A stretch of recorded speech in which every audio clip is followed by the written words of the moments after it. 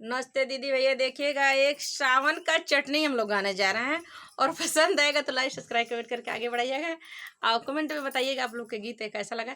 जैसे ये चटनी है वैसे चटनी नियर देखिएगा आप लोग चाट चाट के।